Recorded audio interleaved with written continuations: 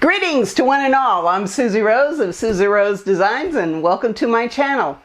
We are participating today in the 2020 New Year's Eve mystery quilt, and I took a lot of time writing this quilt, so when you put the quilt together, if you're using dark and light fabrics, and this also applies if you do scrappy, you do dark scrappy or light scrappy, I iron as I put the quilt together. So I took a long time in figuring out how to do this, so it makes it easier for you to put the quilt together and have everything line up. So what I've done is, if you iron dark to the dark and light to the light, and like if you have a half square triangle where part of it's dark, iron the dark side to the dark and part of the half square triangle is light, iron that to the light side.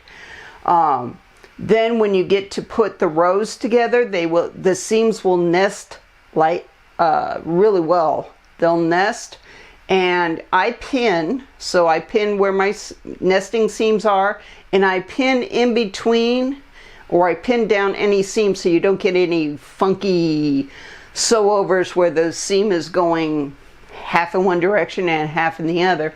Also, make sure you pin, iron in the same direction, and also number 3, and this is the most important, have fun. You gotta have some fun putting this together.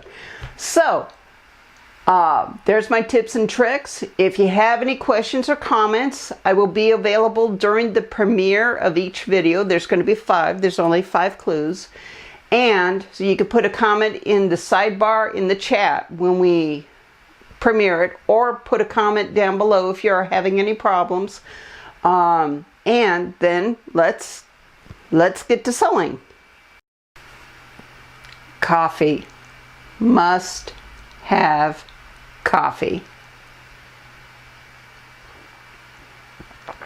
Speaking about coffee, if you want to buy me a cup of coffee, there's a link below in my description.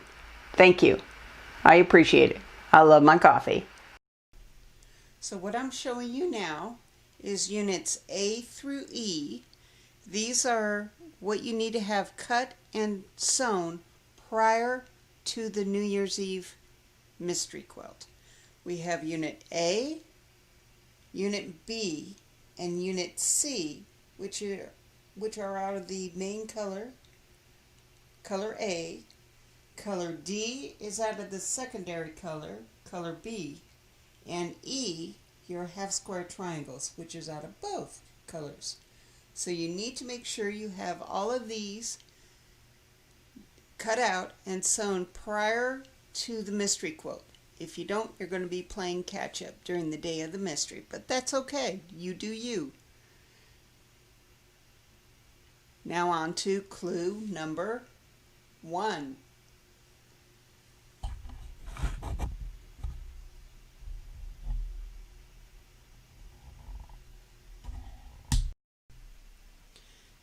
Now for part 1 of clue number 1, you sew unit A to unit E, and then you get unit F. Now note, unit E in this part, the arrow of unit E is pointing down.